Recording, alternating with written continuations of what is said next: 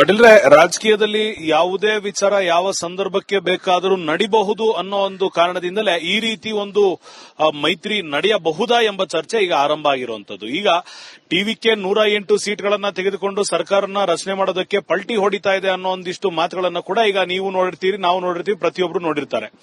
ಆದ್ರೆ ಡಿಎಂಕೆ ಎಐಎಡಿಎಂಕೆ ಏನಾದ್ರೂ ಕೈ ಜೋಡಿಸ್ತು ಅಂದ್ರೂ ಕೂಡ ಅವರ ಒಟ್ಟು ಸಂಖ್ಯಾಬಲ 106ಕ್ಕೆ ಬರುತ್ತೆ. ಅಲ್ಲಿಗೆ ಟಿವಿಕೆಗಿಂತ 2 ಕ್ಷೇತ್ರಗಳು ಕಡಿಮೆ ಬರುತ್ತೆ. ಅಲ್ಲಿಗೆ ಮತ್ತೆ ಅವರು ಉಳಿದ ವ್ಯಕ್ತಿಗಳ ಸಪೋರ್ಟ್ ಅನ್ನ ತೆಗೆದುಕೊಳ್ಳಬೇಕಾದಂತ ಅನಿವಾರ್ಯತೆ ಇರುತ್ತೆ. ಇಲ್ಲಿ ಎಐಎಡಿಎಂಕೆ ಡಿಎಂಕೆ ಒಂದ್ ವೇಳೆ ಕೈ ಜೋಡಿಸಿದ್ರು ಕೂಡ ಅವರಿಗೆ ಹೊರಗಿನಿಂದ ಕೈ ಜೋಡಿಸುವಂತ ಪ್ರಾದೇಶಿಕ ಪಕ್ಷಗಳ ಬೆಂಬಲವಾದ್ರೂ ಬೇಕಾಗತ್ತೆ, ಇಲ್ಲ ಮತ್ತೊಮ್ಮೆ ಕಾಂಗ್ರೆಸ್ನ ಬೆಂಬಲವಾದ್ರೂ ತೆಗೆದುಕೊಳ್ಬೇಕಾಗತ್ತೆ. ಅಲ್ಲಿಗೆ ಟಿವಿಕೆಯನ್ನ ಹೊರತುಪಡಿಸಿ ಉಳಿದ ಎಲ್ಲಾ ಪಕ್ಷಗಳು ಸೇರಿ ರಚನೆಯನ್ನ ಮಾಡುವಂತದ್ದು ನಿಜವಾಗ್ಲೂ ಆದ್ರೆ ಆವಾಗ ಟಿವಿಕೆ ವಿರೋಧ ಪಕ್ಷದಲ್ಲಿ ಕೂರ್ಬೇಕಾಗತ್ತೆ. ಆದ್ರೆ ಇಲ್ಲಿಯವರೆಗೂ ಈ ಎಲ್ಲ ತತ್ವ ಸಿದ್ಧಾಂತಗಳನ್ನ ಗಮನಿಸಿದ್ರೆ ಈ ರೀತಿ ಆಗುವಂತ ಸಾಧ್ಯತೆ ಕಡಿಮೆ ಅಂತ ಹೇಳಲಾಗ್ತಿದೆ. ಯಾಕಂದ್ರೆ ಗವರ್ನರ್ ಅವರ ವಿಚಾರವನ್ನ ನೋಡಬೇಕು. ಒಂದು ಮ್ಯಾಂಡೇಟ್ ಪ್ರಕಾರ, ರೂಲ್ ಬುಕ್ ಪ್ರಕಾರ ನಾವು ಹೇಳಬೇಕಾಗುತ್ತೆ ಅಂದ್ರೆ ಸಿಂಗಲ್ ಲಾರ್ಜೆಸ್ಟ್ ಪಾರ್ಟಿಯನ್ನ ಆಹ್ವಾನ ಮಾಡ್ತಾರೆ, ಸರ್ಕಾರವನ್ನ ರಚನೆ ಮಾಡಿ ಅಂತ ಗವರ್ನರ್ ಅವರು ತಿಳಿಸ್ತಾರೆ. ಒಂದ್ ವೇಳೆ ಈ ಮಾರ್ಗವನ್ನ ಪಾಲಿಸಲಿಲ್ಲ ಅಂದ್ರೆ ಸಿಂಗಲ್ ಲಾರ್ಜೆಸ್ಟ್ ಪಾರ್ಟಿ ಬಂದಿರುವಂತ ಪಾರ್ಟಿಯ ಅಧ್ಯಕ್ಷ ಯಾರಿರ್ತಾನೆ ಆತ ಗವರ್ನರ್ ಅನ್ನ ಅಪ್ರೋಚ್ ಆಗ್ತಾನೆ, ನನ್ನ ಪಕ್ಷಕ್ಕೆ ಮ್ಯಾಂಡೇಟ್ ಈ ಬಾರಿ ಸಿಕ್ಕಿದೆ, ನಾವು ಸರ್ಕಾರವನ್ನು ರಚನೆ ಮಾಡ್ತೇವೆ, ಮುಖ್ಯಮಂತ್ರಿ ಅಭ್ಯರ್ಥಿಯನ್ನ ಅಲ್ಲೇ ಘೋಷಣೆ ಮಾಡ್ತಾರೆ, ಮುಖ್ಯಮಂತ್ರಿಗಳು ಪ್ರಮಾಣ ತೆಗೆದುಕೊಳ್ತಾರೆ. ಅದಾದ ನಂತರ 2 ವಾರದ ಒಳಗಡೆ ಸಚಿವ ಸಂಪುಟ ಇರಬಹುದು ಅಥವಾ ಬಹುಮತ ಬರುವುದಕ್ಕೆ ಏನೆಲ್ಲ ಬೇಕು ಆ ಒಂದು ಕೆಲಸವನ್ನ ಮಾಡಬೇಕಾಗಿರುವಂತದ್ದು ವಾಡಿಕೆಯಾಗಿರುವಂತದ್ದು. ಸಣ್ಣ ಒಂದು ಇತಿಹಾಸಕ್ಕೆ ಹೋಗಬೇಕಾಗುತ್ತೆ. ನಮ್ಮ ರಾಜ್ಯದ ರಾಜಕಾರಣದ ಚಿತ್ರಣವನ್ನು ನಾವು ಗಮನಿಸಬೇಕಾಗುತ್ತೆ. ಯಡಿಯೂರಪ್ಪನವರು ಪ್ರಮಾಣ ವಚನ ಸಿಎಂ ಆಗಿ ತೆಗೆದುಕೊಳ್ತಾರೆ, ಆದರೆ ಬಹುಮತ ಬಂದಿರೋದಿಲ್ಲ. ಆ ಕಾರಣದಿಂದಾಗಿ ತಾತ್ಕಾಲಿಕ ಅವಧಿಯ ದಿನಗಳ ಲೆಕ್ಕದಲ್ಲಿ ಅವರು ಸಿಎಂ ಆಗಿ ಕುರ್ಚಿಯನ್ನ ಏರ್ತಾರೆ, ಕುರ್ಚಿಯಿಂದ ನಿರ್ಗಮಿಸ್ತಾರೆ. ಆ ರೀತಿ ತಮಿಳುನಾಡಿನ ಇತಿಹಾಸದಲ್ಲಿ ಇಲ್ಲಿವರೆಗೂ ನಡೆದೇ ಇರೋ ಕಾರಣದಿಂದಾಗಿ ಆ ರೀತಿ ನಡಿಲೂಬಾರದು ಅನ್ನೊಂದು ಕಾರಣದಿಂದಾಗಿ 2 ಬಾರಿ ವಿಜಯ್ ರಾಜ್ಯಪಾಲರನ್ನ ಭೇಟಿಯಾದ್ರೂ ಕೂಡ 118 ನಂಬರ್ ತೋರಿಸಿ ಅದಾದ್ಮೇಲೆ ನೀವು ಪ್ರಮಾಣ ವಚನಕ್ಕೆ ದಿನಾಂಕವನ್ನ ಫಿಕ್ಸ್ ಮಾಡ್ಕೊಳ್ಳಿ ಅಂತ ಹೇಳಿರುವಂತದ್ದು. 108 ಸೀಟ್ಗಳು ಈಗಿರುವಂತದ್ದು. ಕಾಂಗ್ರೆಸ್ನ 5 ಸೀಟ್ಗಳನ್ನ ತೆಗೆದುಕೊಂಡ್ರೆ 113 ಆಗುತ್ತೆ. ಇನ್ನುಳಿದಂತೆ ರಾಜಕೀಯವಾಗಿ ಅಂದ್ರೆ ಅಲ್ಲಿನ ಚಿತ್ರಣದಲ್ಲಿರುವಂತಹ ಪಕ್ಷಗಳು ಅಂದ್ರೆ ದ್ರವಿಡಿಯನ್ ಐಡಿಯಾಲಜಿ ಇರುವಂತಹ ಪ್ರಾದೇಶಿಕ ಪಕ್ಷಗಳು ಸಿಪಿಐಎಂ ಹಾಗೂ ಮತ್ತೊಂದು ಪಕ್ಷ ವಿಸಿಕೆ ಇರುವಂತದ್ದು. ಈ 3 ಜನರು ಸೇರಿದ್ರೆ 6 ಸೀಟ್ ಬರುತ್ತೆ. ಅಲ್ಲಿಗೆ 1 ಸೀಟ್ ಅಡಿಷನಲ್ ಆಯ್ತು ಅಂತ ಲೆಕ್ಕಾಚಾರ ಹಾಕಿದ್ರು ಕೂಡ ವಿಜಯರವರು 2 ಕ್ಷೇತ್ರದಲ್ಲಿ ಸ್ಪರ್ಧೆ ಮಾಡಿದರೆ 1 ಕ್ಷೇತ್ರಕ್ಕೆ ರಿಸೈನ್ ಮಾಡಬೇಕಾಗುತ್ತೆ. ಅಲ್ಲಿಗೆ 118 ನಂಬರ್ ಬಂದು ನಿಂತ್ಕೊಳ್ಳುವಂತದ್ದು. ಈಗ 5 ಸೀಟ್ಗಳನ್ನ ಕಾಂಗ್ರೆಸ್ ಘೋಷಣೆ ಮಾಡಿದೆ. ಇನ್ನುಳಿದ 6 ಸೀಟ್ಗಳು ಯಾರು ಅನ್ನೊಂದು ಪ್ರಶ್ನೆ ಇರುವಂತದ್ದು. ಈ ವಿಚಾರವಾಗಿ ಮಾತುಕತೆಯನ್ನ ನಡೆಸಲಾಗ್ತಾ ಇದೆ ಅನ್ನೊಂದು ಮಾಹಿತಿ ಬಂದಿರುವಂತದ್ದು ಒಂದು ಕಡೆಗೆ ಆಯ್ತು ಅಂದ್ರೆ ಈಗ ಕುತೂಹಲ ಮೂಡಿಸ್ತಾ ಇರುವಂತದ್ದು ಎಐಎಡಿಎಂಕೆ ಅವರು ಕೂಡ ರಾಜ್ಯಪಾಲರನ್ನ ಭೇಟಿಯಾಗಿದ್ದಾರೆ. ಸರ್ಕಾರವನ್ನ ರಚನೆ ಮಾಡ್ತೀವಿ ಅಂತ ಒತ್ತಾಯ ಮಾಡೋದಕ್ಕೆ ಅವರ ಬಳಿ ನಿಖರವಾದಂತ ನಂಬರ್ಗಳು ಇಲ್ಲವಾದರೂ ಕೂಡ ಈ ಸಂದರ್ಭದಲ್ಲೇ ಭೇಟಿಯಾಗಿರುವಂತದ್ದು ಒಂದಿಷ್ಟು ಕುತೂಹಲವನ್ನು ಮೂಡಿಸ್ತಾ ಇರುವಂತದ್ದು. ಒಂದ್ ಕಡೆಗೆ ರಾಜಕೀಯ ರೀಸನ್ ಇಂದ ಕೂಡ ಭೇಟಿಯಾಗಿರ್ಬೋದು, ಏನ್ ನಡೀತಾ ಇದೆ ಟಿವಿಕೆ ಪಕ್ಷದಲ್ಲಿ ಅಂತ ತಿಳ್ಕೊಳ್ಳೋದು, ಅದಾದ ನಂತರ ರಾಜ್ಯಪಾಲರನ್ನ ಭೇಟಿಯಾಗಿರ್ಬೋದು. ಮತ್ತೊಂದು ಕಡೆಗೆ ನಮ್ಮ ಪಕ್ಷ ಇಷ್ಟು ವರ್ಷಗಳ ಕಾಲ ಅಧಿಕಾರದಲ್ಲಿದ್ವಿ, ಈ ಬಾರಿ ಕ್ಲಿಯರ್ ಮ್ಯಾಂಡೇಟ್ ಸಿಕ್ಕಿಲ್ಲ, ಆ ಕಾರಣದಿಂದ ಎಲೆಕ್ಷನ್ ಅನ್ನು ಮುಗಿಸಿದ್ದೇವೆ, ನಿಮ್ ಗಮನಕ್ಕೊಂದು ವಿಶ್ವಾಸದಿಂದ ಮೀಟ್ ಮಾಡಕ್ಕೆ ಬಂದಿದ್ದೇವೆ ಅಂತ ಹೇಳ್ಬೋದು. ರಂಜಿತ್, ಅಭಿಷೇಕ್, ಇನ್ನೊಂದು ವಿಚಾರ, ಈಗ ಸಿಂಗಲ್ ಲಾರ್ಜೆಸ್ಟ್ ಪಾರ್ಟಿ ಟಿವಿಕೆ ನಮ್ಮ ರಾಜ್ಯದಲ್ಲಿ ಹೆಂಗಾಗಿತ್ತು, ಯಡಿಯೂರಪ್ಪನವರು ಮುಖ್ಯಮಂತ್ರಿ ಆದಂತ ಸಂದರ್ಭ ತಮಗೆ ನೆನಪಿದೆ. ಈಗ ಹೇಗೆ ಎಐಎಡಿಎಂಕೆ ಡಿಎಂಕೆ ಜೊತೆಲಿ ಸೇರ್ಕೊಂಡು ನಾವು ಅಧಿಕಾರ ಮಾಡ್ತೀವಿ ಅಂತ ಹೇಳಿ ಪಾಸಿಬಲ್ ಇದೆ? ಸಿಂಗಲ್ ಲಾರ್ಜೆಸ್ಟ್ ಪಾರ್ಟಿ ಟಿವಿಕೆ ಆಗಿರೋದ್ರಿಂದ ರಾಜ್ಯಪಾಲರ ನಡೆಯೇ ಈಗ ಭಾರಿ ಚರ್ಚೆ ಕಾರಣ ಆಗ್ತಿದೆಯಲ್ಲ, ಏನಿರಬಹುದು ಅವರ ಮುಂದಿನ ಹಾದಿ, ಹೇಗೆ ಏನು ಎತ್ತ? ಅಭಿಷೇಕ್,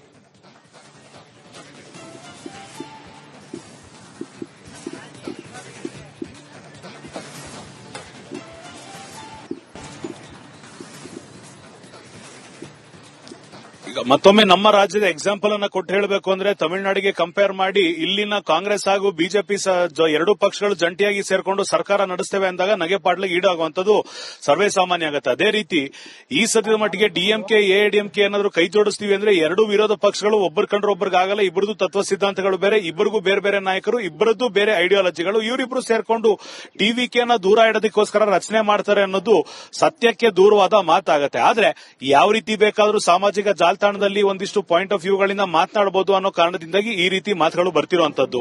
ಸ್ಪಷ್ಟ ಬಹುಮತವನ್ನ ಟಿವಿಕೆ ಕೊಡೋದಕ್ಕೆ ಸಾಧ್ಯವಾಗದೆ ಹೋದಂತ ಸಂದರ್ಭದಲ್ಲಿ ಒಂದು ಚಾಯ್ಸ್ ರಾಜ್ಯಪಾಲರ ಬಳಿ ಇರುತ್ತೆ, ರೀ ಎಲೆಕ್ಷನ್ಗೆ ಕರಿಬೇಕಾಗುತ್ತೆ. ಸುಮಾರು 3 ರಿಂದ 6 ತಿಂಗಳ ಕಾಲ ಗವರ್ನರ್ಸ್ ರೂಲ್ ನಡೆಯುತ್ತೆ. ಅದಾದ ನಂತರ ಸ್ಪಷ್ಟ ಬಹುಮತ ಮತ್ತೊಮ್ಮೆ ಯಾವ ಪಾರ್ಟಿಗೆ ಬರುತ್ತೆ ಆ ಪಾರ್ಟಿ ಸರ್ಕಾರವನ್ನ ರಚನೆ ಮಾಡಬೇಕು ಅಂತ ಯಥಾ ಪ್ರಕಾರ ರೂಲ್ ಬುಕ್ ಏನ್ ಹೇಳುತ್ತೆ ಅದನ್ನ ಮಾಡಬೇಕಾಗಿರುವಂತದ್ದು. ಆದ್ರೆ ಈ ಸದ್ಯದ ಮಟ್ಟಿಗೆ ವಿಂಡೋ ಗ್ಯಾಪ್ ಅನ್ನ ಕೊಟ್ಟಿರುವಂತದ್ದು ಯಾಕೆ ಅಂದ್ರೆ ಡಿಎಂಕೆ ಎಐಎಡಿಎಂಕೆ ಕಳೆದ 4-5 ದಶಕಗಳು ಅನ್ನೋದಕ್ಕಿಂತ ಸುಮಾರು 7-8 ದಶಕಗಳಿಂದ ಇವರಿಬ್ಬರನ್ನ ಹೊರತುಪಡಿಸಿ ಇನ್ಯಾರಿಗೂ ಕೂಡ ಅಲ್ಲಿನ ಜನರು ಇದುವರೆಗೂ ಅಧಿಕಾರವನ್ನ ಆಗಲಿ ಕ್ಲಿಯರ್ ಮ್ಯಾಂಡೇಟ್ ಅನ್ನ ಕೊಟ್ಟಿರಲಿಲ್ಲ. 2 ದ್ರವಿಡಿಯನ್ ಐಡಿಯಾಲಜಿಯನ್ನ ಫಾಲೋ ಮಾಡುವಂತ ಪಕ್ಷಗಳನ್ನ ಹೊರತುಪಡಿಸಿ 3ನೇ ಪಕ್ಷ ದ್ರವಿಡಿಯನ್ ಕಲ್ಚರ್ದೇ ಬೇಕಾಗಿತ್ತು. ಆ ಕಾರಣದಿಂದಾಗಿ ಟಿವಿಕೆಗೆ ಸ್ಪಷ್ಟ ಬಹುಮತವನ್ನ ನೀಡಿದ್ದಾರೆ. 108 ಸೀಟ್ಗಳು ಹೌದು ಲೆಕ್ಕಾಚಾರ, ಆದ್ರೆ ಇನ್ನ 10 ಸೀಟ್ಗಳು ಸರ್ಕಾರ ರಚನೆ ಮಾಡೋದಕ್ಕೆ ಬೇಕು. ಈ 10 ಸೀಟ್ಗಳು ಈ ಸದ್ಯದ ಮಟ್ಟಿಗೆ ವಿಜಯ್ ಪಕ್ಷದ ಪಾಲಿಗೆ ಬಿಸಿ ತುಪ್ಪ ಆಗಿರುವಂತದ್ದು. ಯಾಕಂದ್ರೆ ಕಾಂಗ್ರೆಸ್ ಈಗಾಗಲೇ ಎಂಟರ್ ಆಗಿರುವಂತದ್ದು.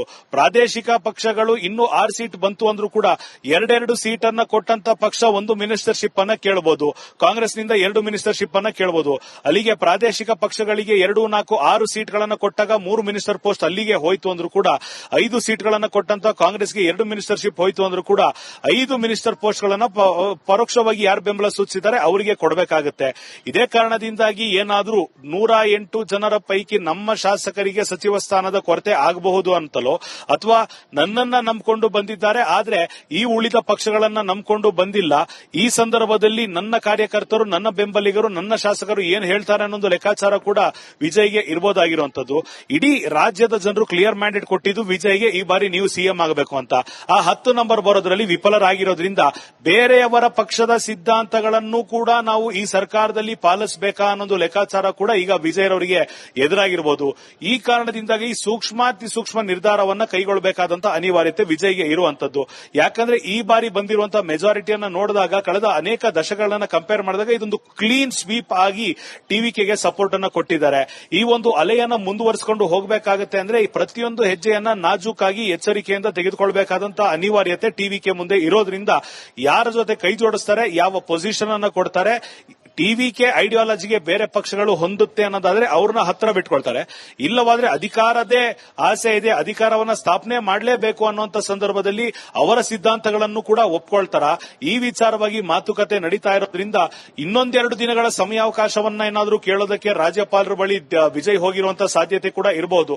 ಮತ್ತೊಂದು ಕಡೆ ಎಐಎಡಿಎಂಕೆ ಕೂಡ ಕ್ಲಿಯರ್ ಮ್ಯಾಂಡೇಟ್ ಟಿವಿಕೆಗೆ ಬಂದಿರೋದ್ರಿಂದ ಈ ಬಾರಿ ನೀವು ಕೂಡ ಅತ್ಯಂತ ಜಾಗರೂಕತೆಯಿಂದ ಸರ್ಕಾರವನ್ನ ರಚಿಸೋದಕ್ಕೆ ಗೈಡೆನ್ಸ್ ಕೊಡಿ ಅಂತ ರಾಜ್ಯಪಾಲರನ್ನ ಮನವಿ ಮಾಡೋದಕ್ಕೂ ಕೂಡ ಬಂದಿರಬಹುದು.